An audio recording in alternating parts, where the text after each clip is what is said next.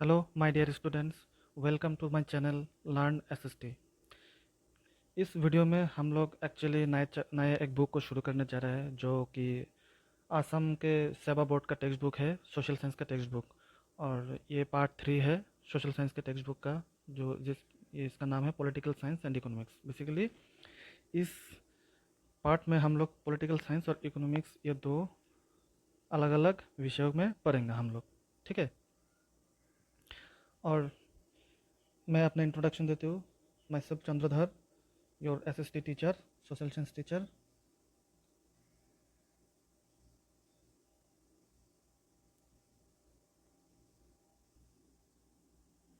तो हम लोगों का पहला चैप्टर का जो नाम है वो है इंडियन डेमोक्रेसी।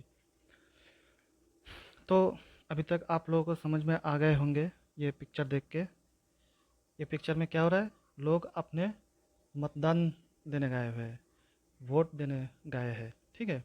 तो डेमोक्रेसी में क्या होता है, अगर मैं आप लोगों से पूछूं व्हाट इज़ डेमोक्रेसी, डेमोक्रेसी के बारे में आप लोगों के माइंड में क्या ख्याल आता है? पहले वोट देना, इक्वल जो भी है राइट है, इक्वल राइट, उसका बात बोलना, या फिर आप बोल लोगे freedom of expression, equality before law, ये सब बराबर ये सभी है। और एक की प्रिंसिपल है, लोग जो है वो रिप्रेजेंटेटिव खुद चुनते हैं, ये वोटिंग के माध्यम से, ठीक है। तो हम लोग इस चैप्टर में कौन सा टॉपिक्स पढ़ेंगे ये देखेंगे। तो पहले हम लोग इंट्रोडक्शन पढ़ेंगे, हिस्टोरी, एक्चुअली वहाँ पे हिस्टोरिकल बैकग्राउंड पढ़ेंगे, ठीक है। कॉन्स्टिट्यूशन के बारे में, कॉन्स्टिट्यूशन कैसे बनाया है, कॉन्स्टिट्यूशन बनाने का जो प्रोसेस है वो ब्रीफली हम लोग पढ़ेंगे। उसके बाद ideals of the constitution, constitution बनने के बाद कॉन्स्टिट्यूशन में क्या क्या कौन सा आइडियल्स है, कौन सा प्रिंसिपल्स है, उसके बारे में हम लोग पढ़ेंगे। और उसके बाद साथ ही हम लोग federal characteristics of the Indian political system पढ़ेंगे। यानी कि ये जो हम लोग का अभी एग्जिस्टिंग जो पॉलिटिकल सिस्टम है इंडिया में, पॉलिटिकल स्ट्रक्चर है, ये काइंड ऑफ ये फेडरल सिस्टम है, ठीक है। ये कौन सी तरीके का फेडरल सिस्टम है, हम लोग इन डिटेल्स वहाँ पे चर्चा करेंगे। और एंड में हम लोग पार्लियामेंट्री डेमोक्रेसी इन इंडिया इस टॉपिक में पढ़ेंगे, ठीक है। इंडिया में हम लोगों का कौन सा डेमोक्रेसी है, पार्लियामेंट्री डेमोक्रेसी। डेमोक्रेसी बहुत तरह का होता है, प्रेसिडेंशियल फॉर्म ऑफ डेमोक्रेसी, ठीक है। हम लोग इंडिया में पार्लियामेंट्री फॉर्म ऑफ डेमोक्रेसी है, तो इसके बारे में हम लोग पढ़ेंगे। तो चलिए देखते हैं नेक्स्ट। तो सबसे पहला क्वेश्चन है व्हाट इज़ डेमोक्रेसी। तो आप लोगों से अगर मैं पूछूं क्या है व्हाट इज़ डेमोक्रेसी, डेमोक्रेसी क्या है भाई? Democracy is a system of government where power is vested in the people. It is based on the principles of equality, participation and accountability. यानी कि डेमोक्रेसी एक ऐसा सिस्टम है जहाँ पे पावर पीपल यानी कि लोगों के हाथ में होता है, ठीक है। और लोग उस पावर को एक्सरसाइज करते हुए यूज़ करते हैं, लोग अपना रिप्रेजेंटेटिव चुनते हैं। और ये जो डेमोक्रेसी है ना, इस डेमोक्रेसी किसके मतलब कुछ प्रिंसिपल है जिसके ऊपर इसका बेस है। वो प्रिंसिपल है इक्वलिटी, पार्टिसिपेशन एंड अकाउंटेबिलिटी। मतलब लोग सभी लोग बराबर अपना राइट को एक्सरसाइज करते हैं, ठीक है। सभी लोग सब लोग इलेक्शन में वोटिंग में पार्टिसिपेट करते हैं, बराबर का पार्टिसिपेशन होता है वहाँ पे। और ये नहीं कि लोग जब अपना रिप्रेजेंटेटिव चुनता है, बस रिप्रेजेंटेटिव चुनते हैं बस, और कुछ नहीं। रिप्रेजेंटेटिव को ना, रिप्रेजेंटेटिव लोगों को ठीक ठाक अकाउंटेबिलिटी देना पड़ता है, ठीक है। क्या क्या काम क्या नहीं, इसका सब हिसाब देना पड़ता है, ठीक है। ये सब कुछ की प्रिंसिपल है डेमोक्रेसी का।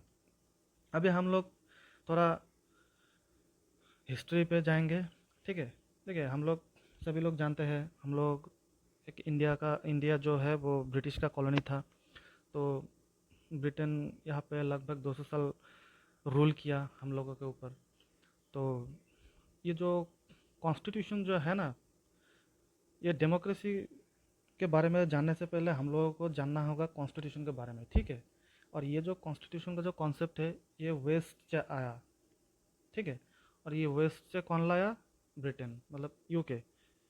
क्योंकि हम लोग यूके का कॉलोनी थे, ब्रिटिश का कॉलोनी थे हम लोग। तो लगभग 200 साल उन लोगों ने रूल करने के बाद जब उन लोगों ने सोचा कि हम इंडिया को अभी आज़ादी दे देंगे, फ्री कर देंगे, तो फ्री तो ऐसे नहीं होता ना, फ्री होने के बाद बहुत केओस हो सकता है। इस केओटिक सिचुएशन को अवॉइड करने के लिए, ताकि मतलब फ्यूचर में कोई भी प्रॉब्लम ना आए, कोई दिक्कत ना आए, इसलिए एक कॉन्स्टिट्यूशन के मतलब क्रिएट करने के बारे में वो लोग सोचा है, ठीक है। तो एक्चुअली क्या है कि ये जो कॉन्स्टिट्यूशन का जो प्रोसेस है ना, ये शुरू हुआ हम लोगों को जो आज़ादी मिलने से पहले। The process of making a constitution had begun even before India attend independence, ठीक है। In the general election held in July 1945 in UK, the Labour Party came to power and this new government was willing to give independence to India. जैसे कि हम लोगों के India में general election होता है, जैसे कि एमपी इलेक्शन, हम लोग अपना कॉन्स्टिट्यूंसी का एमपी चुनते हैं, ठीक है। वैसे इंग्लैंड में भी तब जनरल इलेक्शन होता था। तो उस इलेक्शन में दो पार्टी थी, ठीक है, अभी भी है, वही है, एक कंजर्वेटिव और लेबर पार्टी, ठीक है। तो जब 1945 में जनरल इलेक्शन हुआ, तब कंजर्वेटिव पार्टी ने लूज मतलब वो हार गया, कंजर्वेटिव पार्टी हार गया और लेबर पार्टी पावर में आया। तो ये कंजर्वेटिव पार्टी जो है ना, ये मतलब एक, ये लोग ना वो थोड़ा बहुत मतलब राइट विंग टाइप का है, ठीक है, और बहुत कंजर्वेटिव माइंडसेट का है। जो है वही रखो, मतलब कोई चेंजेस कुछ नहीं। इनका आइडियोलॉजी था राइट विंग। और लेबर पार्टी जो थे, ये लोग थोड़ा लिबरल आइडियोलॉजी फॉलो करते थे, ठीक है। ये कंजर्वेटिव, तब का जो कंजर्वेटिव पार्टी था, उस कंजर्वेटिव पार्टी का लीडर था विंस्टन चर्चिल, ठीक है। तो बहुत ही निकम्मा आदमी था वो, ठीक है, इंडिया के बारे में बहुत ही खराब सोच रखते थे वो। और लेबर पार्टी का जो लीडर था, मुझे तो उसका उनका नाम याद नहीं है, ठीक है, आप लोग देख लीजिएगा गूगल पे सर्च करके। तो लेबर पार्टी जीतने के बाद, पावर में आने के बाद, लेबर पार्टी ने सोचा कि चलो दे देते, इंडिया को आज़ादी दे देते, ठीक है। तो आज़ादी देने के लिए ऐसे तो आज़ादी नहीं दिया जाता ना, तो उस हिसाब से उन लोगों ने क्या किया, उन लोगों ने एक कैबिनेट मिशन भेजा भारत में, ठीक है, जो कि 1946 के मार्च महीने में आया था, ठीक है। और क्यों आया था, कैबिनेट मिशन का पर्पस क्या था, कैबिनेट मिशन का पर्पस, एक ही पर्पस था, इंडिया में आके वो लोग एक माहौल सेटअप करे कि हम लोगों को कॉन्स्टिट्यूशन बनाना है। ये कॉन्स्टिट्यूशन बनाने का एक अच्छा माहौल, ठीक है, एक अच्छा वातावरण, माहौल बनाना था उन लोगों ने। कैबिनेट मिशन जो था ना, इसमें तीन लोग आए थे, ठीक है। ये तीन लोग आके, जो तब का जो कॉलोनियल इंडिया में, जो तब का जो मतलब इंडियन फ्रीडम फाइटर का तो बड़ा बड़ा फेस थे, महात्मा गांधी, रविंद्रनाथ टैगोर, अ, जितना भी बड़े बड़े लीडर थे, उन लोगों से मिले, उन लोगों से बातचीत किए, ठीक है, ताकि एक अच्छा वातावरण बना सके। तो उन लोगों से बात करने के बाद, वो लोग राजी होने के बाद, कैबिनेट मिशन कैबिनेट मिशन वो सक्सेसफुल रहा है। और कैबिनेट मिशन के जो वो उनका जो इनिशिएटिव था, उस इनिशिएटिव के अंडर ये कॉन्स्टिट्यूएंट असेंबली को फॉर्म किया गया है, ठीक है। और इस कॉन्स्टिट्यूएंट असेंबली जो थे, इसको फॉर्म किया मतलब जितना भी तब प्रोविंस था ब्रिटिश, और अपना वो प्रिंसेस का, राजवाड़ों का, सब प्रोविंसेस से अपना रिप्रेजेंटेटिव भेजा था। सभी रिप्रेजेंटेटिव को मिला के एक असेंबली हुआ था, एक सेंट्रल लेवल में, ऑल इंडिया नेशनल लेवल में। तो उसका नाम था कॉन्स्टिट्यूएंट असेंबली। और उस कॉन्स्टिट्यूएंट असेंबली का फर्स्ट सिटिंग हुआ था 1946 के 9 दिसंबर में, ठीक है, 9 दिसंबर 1946 में उन लोगों ने फर्स्ट सीट किया, फर्स्ट बैठा था दिल्ली में।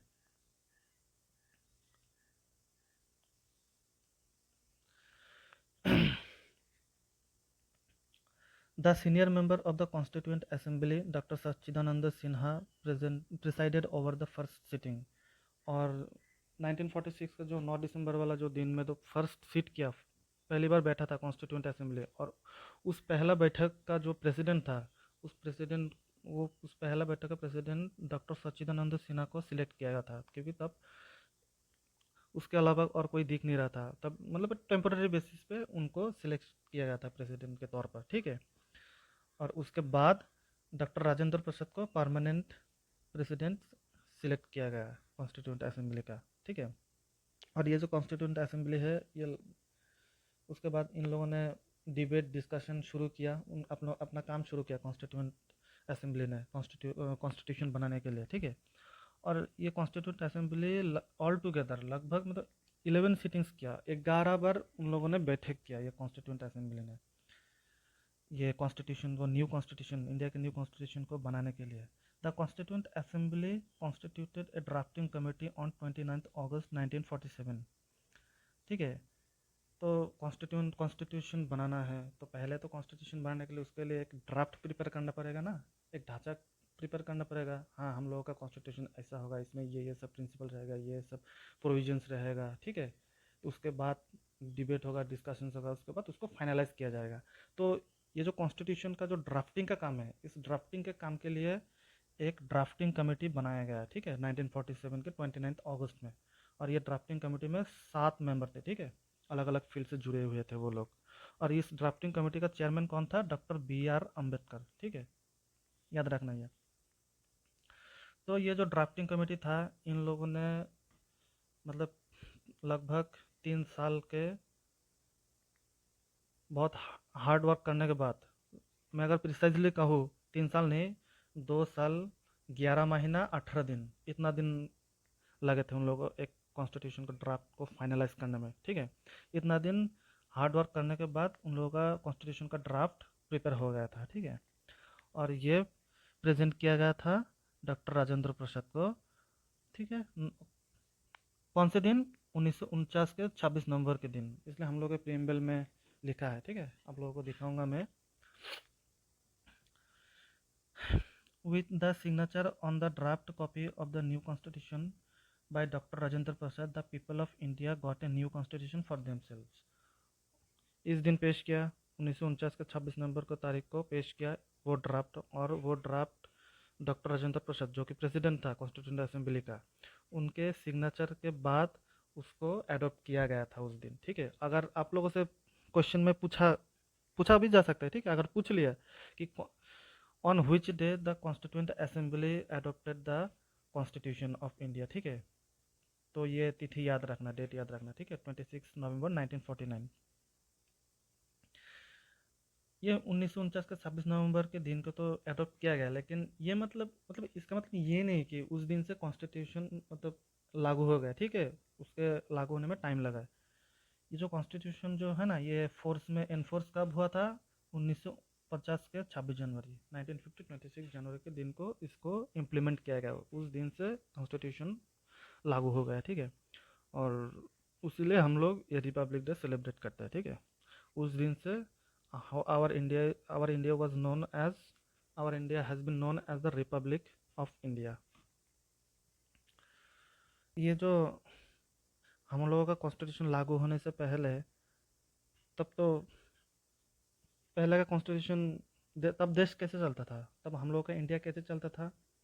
कॉन्स्टिट्यूशन तो लागू हुआ, हम लोग का देश तो शायद आज़ाद हुआ 1947 में, और कॉन्स्टिट्यूशन बनते बनते 1950 हो गया। इतना 3 साल जो गैप था, इस 3 साल में देश कौन से कॉन्स्टिट्यूशन, कौन से आधार पर चले थे, किस लॉ के हिसाब से चले थे? वो चले थे गवर्नमेंट ऑफ इंडिया एक्ट 1935 के हिसाब से चले थे इस दिन। ठीक है, इतना दिन, इस टाइम जो गैप थे, कब से कब तक? 15 अगस्त 1947 से 26 जनवरी 1950 तक वो गवर्नमेंट ऑफ इंडिया एक्ट जो था 1935 के ब्रिटिश का बना हुआ था, उन लोगों ने बनाया था, उसी के हिसाब से देश चला। ठीक है, अभी नेक्स्ट देखते हैं हम लोग डेमोक्रेसी। अभी हम लोग डेमोक्रेसी के बारे में पढ़ेंगे। इतना इतना टाइम हम लोग कॉन्स्टिट्यूशन के जो हिस्टोरिकल बैकग्राउंड थे वो हम पढ़े। ठीक है, अभी हम लोग पढ़ेंगे डेमोक्रेसी के फीचर्स के बारे में। मतलब डेमोक्रेसी का क्या है, कैरेक्टरिस्टिक्स है, कैसा है ये, वैशिष्ट क्या है। तो पहला फीचर है government by the people. Democracy में क्या होता है? पीपल यानी कि जनता अपना गवर्नमेंट चुनती है। ठीक है, सेकंड फीचर है पॉलिटिकल फ्रीडम, यानी कि डेमोक्रेसी में लोगों का फ्रीडम होता है। लोग क्या करें, लोग अपना सबका अपना अपना फ्रीडम होता है अपना ओपिनियन एक्सप्रेस करने के लिए। ठीक है, कौन किस पार्टी को सपोर्ट करे, कौन बीजेपी को सपोर्ट करे, कौन कांग्रेस को सपोर्ट करे, कौन आम आदमी को सपोर्ट करे, कौन किसको सपोर्ट करे, वो अपना अपना मर्जी है। ठीक है, और थर्ड फीचर है रूल ऑफ लॉ, यानी कि ये जो लॉ है ये बराबर इक्वली सबके ऊपर अप्लाई होता है, सब सिटीजन, ऑल सिटीजन के ऊपर इक्वली अप्लाई होता है, एप्लीकेबल है। ठीक है, और फोर्थ फीचर है पीरियोडिक इलेक्शन। ये जो फोर्थ फीचर है ना, ये बहुत ही बेसिक सा की प्रिंसिपल है। मतलब डेमोक्रेसी में पीरियोडिक इलेक्शन होगा ही होगा, मतलब होना ही चाहिए। अगर पीरियोडिक इलेक्शन नहीं हुआ तो मतलब वो डेमोक्रेसी नहीं है, ठीक है, वो कुछ अलग ही है। और डेमोक्रेसी में क्या, पीरियोडिक इलेक्शन होना चाहिए with free and fair election, ठीक है, विथ फ्री एंड फेयर। और जो लास्ट फीचर है यहाँ पे, फंडामेंटल राइट्स, ठीक है, मतलब डेमोक्रेसी में सभी लोग, सभी सिटीजन्स फंडामेंटल राइट्स को एंजॉय करते हैं। वो फंडामेंटल राइट्स क्या क्या होता है? Freedom of speech, freedom of religion, freedom of equality, ठीक है, freedom of equal opportunity, freedom of equal status, ठीक है, ये सब डेमोक्रेसी में एंजॉय करते हैं। नेक्स्ट नेक्स्ट हम लोग देखेंगे अभी आइडियल्स ऑफ द कॉन्स्टिट्यूशन। हम लोगों का कॉन्स्टिट्यूशन के जो आदर्श है, कौन से आदर्श है, क्या प्रिंसिपल है, ठीक है, उसके बारे में हम लोग पढ़ेंगे। उस एक्चुअली क्या है कि कॉन्स्टिट्यूशन का जो आइडियल्स है, इसको पढ़ने से पहले हम लोगों को एक बार देखना पड़ेगा कॉन्स्टिट्यूशन का जो प्रियम्बल है, ठीक है, क्योंकि ये जो प्रियम्बल है ना, ये प्रियम्बल मिरर है। Actually the preamble is the mirror of our constitution, ठीक है। अगर आप ये प्रियम्बल पढ़ोगे तो आप लोगों को पता चल जाएगा एक्चुअली हम लोगों का कॉन्स्टिट्यूशन किसके बारे में बोल रहा है, किस चीज़, क्या क्या चीज़ है हम लोगों का कॉन्स्टिट्यूशन में, ठीक है। ये एक ब्रीफ इंट्रोडक्शन है हम लोगों के कॉन्स्टिट्यूशन का।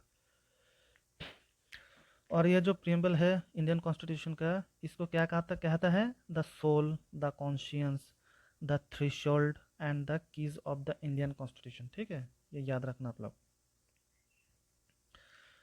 क्योंकि क्यों कहते हैं ये soul of the constitution, the conscience, the threshold, क्यों कहते हैं ये? क्योंकि इसमें जो जितना भी, मतलब ईच एंड एवरी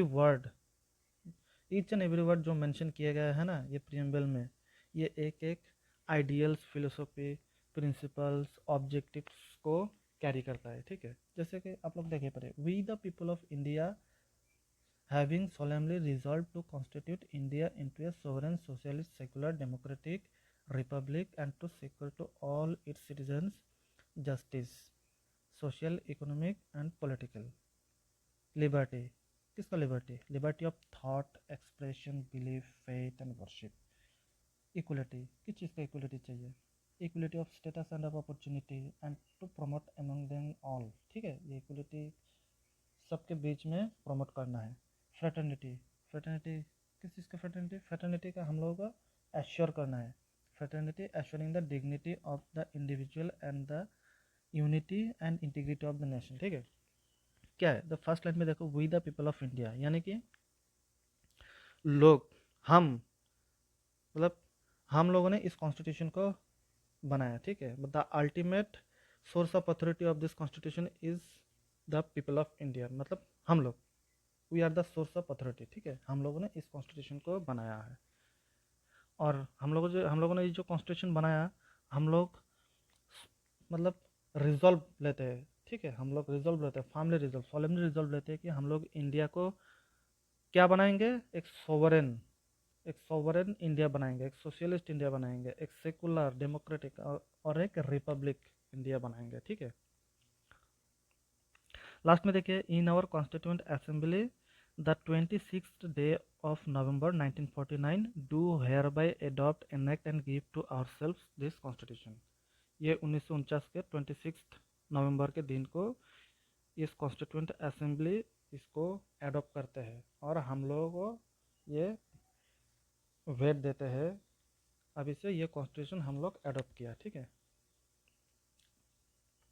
नेक्स्ट देखते हैं, हम लोग जब हिस्टोरिकल बैकग्राउंड पढ़ रहे थे इंट्रोडक्शन में, तब हम लोग क्या पढ़ा था? ये ड्राफ्टिंग कमेटी को फॉर्म किया था कॉन्स्टिट्यूंट असेंबली ने 29 अगस्त 1947 में। वहाँ पे आपका ये हम लोग का doctor B R Ambedkar chair कर रहा था, वो चेयरमैन था। इसमें 7 मेंबर थे। 7 मेंबर कौन था ये आप लोग देखिए, नाम याद रखना पड़ेगा आप लोगों को। Doctor B R Ambedkar, N Gopala Swami Ayyangar, Alladi Krishna Swami Iyer, K M Munshi, शायद Mohammad Saadulla, N Madhavrao, D P Khaitan, ठीक है, ये 7 मेंबर थे। ये जो हम लोग पढ़े ना अभी, देखे ना अभी प्रियम्बल, इसमें देखो the we the people of India, इसको, इसका मतलब क्या है? ये जो वर्ड, ये जो सेंटेंस है प्रीएम्बल में, मतलब ये किस चीज़ को समझा रहा है? ये एक मीनिंग को समझा रहा है, क्रिस्टल क्लियर समझा रहा है कि ये जो एक्चुअल अथॉरिटी है कॉन्स्टिट्यूशन का, वो इंडियन पीपल खुद है। ठीक है, नेक्स्ट देखते हैं की ideals of the Indian constitution. हम लोग के इंडियन कॉन्स्टिट्यूशन का की प्रिंसिपल या फिर की आइडियल्स, मूल आदर्श क्या क्या है। ठीक है, हम लोग क्या पढ़ा, हम लोग अपना इंडिया को क्या बनाएंगे, सोवरेन बनाएंगे। सोवरेन मतलब क्या है? India is free from external control and has supreme authority over it's internal and external affairs. ठीक है, मतलब इंडिया एक सोवरेन नेशन है। ठीक है, सोवरेन स्टेट है। इंडिया किसी के बात नहीं सुनेगा। ठीक है, इंडिया किसी का अंडर नहीं चलेगा। इंडिया को किसी को डायरेक्शन इंस्ट्रक्शन देने का कोई हक नहीं है। ठीक है, इंडिया अपना external policy, external affairs, internal affairs सब खुद से देखेगा, खुद से मैनेज करेगा। ठीक है, सेकंड आइडियल से सोशलिस्ट। दिस, ये जो सोशल वर्ड है ना, ये सोशलिस्ट वर्ड, एक्चुअली ये पहले जब हम लोगों ने कॉन्स्टिट्यूशन को एडोप्ट किया था तब ये सोशलिस्ट वर्ड नहीं था। ये एक्चुअली 1976 में जो 42nd कॉन्स्टिट्यूशनल अमेंडमेंट एक्ट आया था, तभी ये सोशलिस्ट वर्ड, सेकुलर वर्ड, ठीक है, इसको इंसर्ट किया कॉन्स्टिट्यूशन में। ये हम लोगों का इंदिरा गांधी जी, जो हम लोग का पहले का प्राइम मिनिस्टर थे। तो सोशलिस्ट का मतलब क्या है? तो एक्चुअली ये जो सोशलिस्ट वर्ड है ना, इसका मतलब है या हम लोगों का सोसाइटी में ना जो इनइक्वलिटी है, इन इनइक्वलिटी को बैलेंस करने के लिए ये सोशलिस्ट जो आइडियल्स थे इसको इंसर्ट किया गया है। ठीक है, और ये जो वर्ड्स है, ये वर्ड क्या सिग्निफाई करता है कि there shall be not be inequality among the people of India in regard to their income status and standard of living. ठीक है, लोगों का जो स्टैंडर्ड ऑफ लिविंग है, इनकम है, स्टेटस है सोशल में, ठीक है, ये सब एरिया में कोई भी इनइक्वलिटी नहीं रहना चाहिए। ठीक है, सबको बराबर हक मिलना चाहिए, सबको इक्वलिटी मिलना चाहिए। ठीक है, एक्चुअली इसके बारे में डिटेल्स में क्या दिया हुआ है, all the ways and means of production would be nationalise. ठीक है, जितना भी हम लोगों का कंपनी था तब का, ठीक है, वो उस कंपनी को गवर्नमेंट खुद ओन करेगा, रन करेगा। ठीक है, उसका मैनेज खुद करेगा गवर्नमेंट। और साथ में क्या होगा कि the socialism shall be established through the equal distribution of the national income and the mixed economy। हम लोग सोशलिज्म कैसे इस्टेब्लिश करेंगे सोसाइटी में, कैसे? तो इसके बारे में देखिए क्या बोला है, सोशलिज्म हम लोग कैसे इस्टेब्लिश कर सकते हैं, with the equal distribution of the national income. लोगों का जो इनकम है, इस इनकम को अगर हम लोग इक्वल कर देंगे, ठीक है, सब लोग अगर इक्वल इनकम करेगा, इक्वल वेज अर्न करेगा, तब हम लोग क्या कर पाएंगे, सोशलिज्म को इस्टेब्लिश कर पाएंगे। और इसको करने का क्या उपाय है, क्या मीन्स है, मिक्स्ड इकोनॉमी के जरिए हम लोग इसको इस्टेब्लिश कर सकें। ठीक है, the national economy shall be determined by the people themselves. और पीपल खुद, जनता खुद नेशनल इकोनॉमी को डिटरमाइन करेगा, कैसा होना चाहिए, इकोनॉमिक पॉलिसी कैसे होना चाहिए। ठीक है, countries economy shall not be guided by any capitalist class of people. ठीक है, और यह सोशलिज्म का मतलब ये भी होता है, ये जो कंट्री का, जो देश का, स्टेट का जो इकोनॉमिक प्रिंसिपल होगा, इसको गाइड कौन करेगा, लोग खुद करेगा। इसमें कोई कैपिटलिस्ट क्लास जो है, जो प्रोलेटेरिएट क्लास, बहुत पैसा वाला बिजनेसमैन, बड़ा बिजनेसमैन होगा, वो गाइड करेगा, वो नहीं, लोग खुद, जनता खुद गाइड करेगा। ठीक है, और थर्ड की आइडियल से सेकुलरिज्म। सेकुलरिज्म, ठीक है, सेकुलर यानी कि सेकुलरिज्म, ये जो वर्ड है, ये वर्ड भी 42nd अमेंडमेंट में इंसर्ट किया था। एक्चुअली इसका मतलब ये है कि इंडिया का कोई ऑफिशियल रिलीजन है ही नहीं। ठीक है, सब रिलीजन को बराबर मानते हैं। ठीक है, गवर्नमेंट बराबर ट्रीट करेगा, गवर्नमेंट खुद से नहीं बोलेगा, गवर्नमेंट हिंदुइज्म को मानता है, इस्लाम फेथ को मानता है, क्रिश्चियनिटी को मानता है, बुद्धिस्ट को मानता है, बुद्धिज्म को मानता है, जैनिज्म को मानता है। ठीक है, सब बराबर। It is to be noted that this word was inserted in the preamble of the constitution by the 42nd constitutional amendment। जो बोला अभी वही डेमोक्रेटिक, ये जो डेमोक्रेटिक, इसका मतलब है India is a democratic state. तो क्या है, हम लोगों का इंडिया एक डेमोक्रेटिक स्टेट है। The administration of the country shall be governed by the elected representative of the people. Democracy में क्या होता है, लोग, जनता अपना रिप्रेजेंटेटिव खुद चुनता है, ठीक है। The people shall determine the country for themselves and the administration shall be responsible to the people. ये जो उन लोगों का चुने हुए जो रिप्रेजेंटेटिव है, ये अपने लोगों के प्रति अकाउंटेबल रहेगा, रिस्पॉन्सिबल रहेगा, ठीक है, जवाबदेही करना करना पड़ेगा उन लोगों को। और जो फिफ्थ की आइडियल्स है, Republic. India has an elected head of state, यानी कि हम लोग का जो हेड ऑफ द स्टेट है इंडिया का, कौन है, प्रेसिडेंट।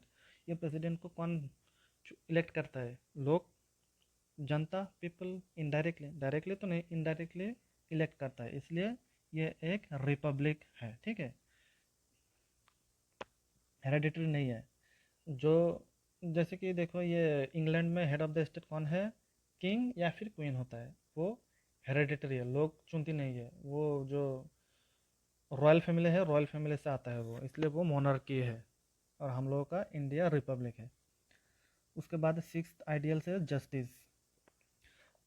तो हम लोगों का कॉन्स्टिट्यूशन इंश्योर करता है कि लोगों को social, economic and political justice मिले, ठीक है।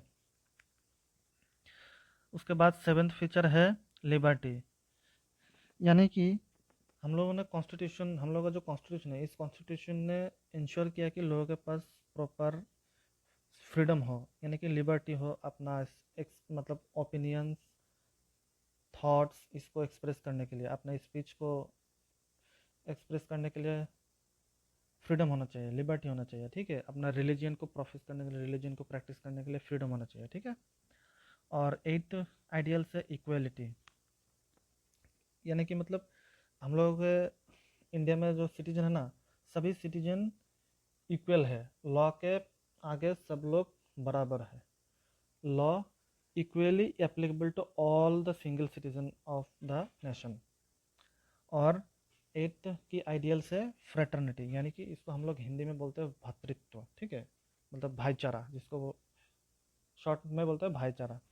ये हम लोगों का जो फ्रेटर्निटी है, भाईचारा है, इसको हम लोगों को प्रमोट करना है। कॉन्स्टिट्यूशन ने क्या कहा, कॉन्स्टिट्यूशन ने कहा कि इसको प्रमोट करना है हम लोगों को, ताकि हम लोग सिटीजन जो है आपस में हम लोग की यूनिटी बरकरार रहे, ठीक है। नेक्स्ट नेक्स्ट आप लोगों को एक चीज़ बहुत ही जानना ज़रूरी है।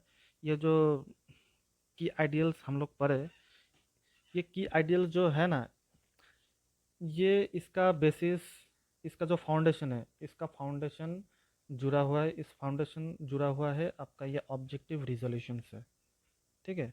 ये ऑब्जेक्टिव रिजोल्यूशन जवाहरलाल नेहरू ने पेश किया था कॉन्स्टिट्यूंट असेंबली में 1946 के जो 13 दिसंबर को, उसी के दिन, मतलब यानी कि जो फर्स्ट सिटिंग थे उसके 4 दिन बाद, 5वां दिन, उसने कॉन्स्टिट्यूंट असेंबली में अपना एक ऑब्जेक्टिव रिजोल्यूशन पेश किया था, जिसका मतलब गोल था, ऑब्जेक्टिव क्या था कि कुछ, एक्चुअली उसने, पंडित जवाहरलाल नेहरू ने कुछ आइडियल्स, प्रिंसिपल्स को बताया था, जिसके ऊपर बेस करके हम लोगों का कॉन्स्टिट्यूशन फ्रेम किया जाएगा। और वो प्रिंसिपल्स, आइडियल्स क्या क्या था, ये equality, liberty, democracy, sovereignty and world fraternity, ठीक है। इसके ऊपर, इसको हम लोग ध्यान में रखते हुए, मतलब ये जो हम लोग का ड्राफ्टिंग कमेटी था, इस ड्राफ्टिंग कमेटी ने ये सब प्रिंसिपल आइडियल्स को ध्यान में रखते हुए कॉन्स्टिट्यूशन को फ्रेम किया। तो ये 8 पॉइंट्स था टोटल ऑब्जेक्टिव रिजोल्यूशन का, जो पंडित जवाहरलाल नेहरू ने पेश किया कॉन्स्टिट्यूशन का असेंबली में। देखते क्या क्या है। पहला पॉइंट है, the constituent assembly is determined to declare India as independent sovereign republic. पहला पॉइंट में क्या बोलता है कि हम लोगों का जो इंडिया है, ये इंडिया एक इंडिपेंडेंट सोवरेन रिपब्लिक डिक्लेयर करेगा। बाद में हालांकि उन्होंने इंडिपेंडेंट वर्ड को हटाया गया, क्योंकि sovereign is it self indicate the independence, ठीक है। सॉवरेन का मतलब इंडिपेंडेंस ही है एक तरफ, मतलब इंडिपेंडेंट एक शॉर्ट, मतलब शॉर्ट टर्म है, मतलब शॉर्ट व्यू है, नैरो व्यू है, और सॉवरेन एक ब्रॉड व्यू है इंडिपेंडेंस का। सेकंड पॉइंट में क्या बोलता है Jawaharlal Nehru, A union of state shall be constituted with the British ruled Indian territory and the erstwhile princely kingdoms willing to join the Indian territory. तब इंडिया में British लोग rule कर रहे थे। कुछ ऐसे टेरिटरी था जहाँ पे ब्रिटिश का डायरेक्ट कंट्रोल था और कुछ एरिया था जहाँ पे राजवाड़ों का एरिया कंट्रोल था, ठीक है। मतलब जो ये अपना प्रिंसली स्टेट हुआ करता था। तो सेकंड पॉइंट में क्या बोलता है, एक हम लोग इंडिया में एक यूनियन ऑफ स्टेट को फॉर्म करेंगे। और यूनियन ऑफ स्टेट किससे बनेगा, ये ब्रिटिश रूल टेरिटरी और प्रिंसली टेरिटरी, ये दोनों टेरिटरी मिला के एक यूनियन ऑफ स्टेट बनेगा, ठीक है। और तीसरा पॉइंट क्या है, social economic and political justice.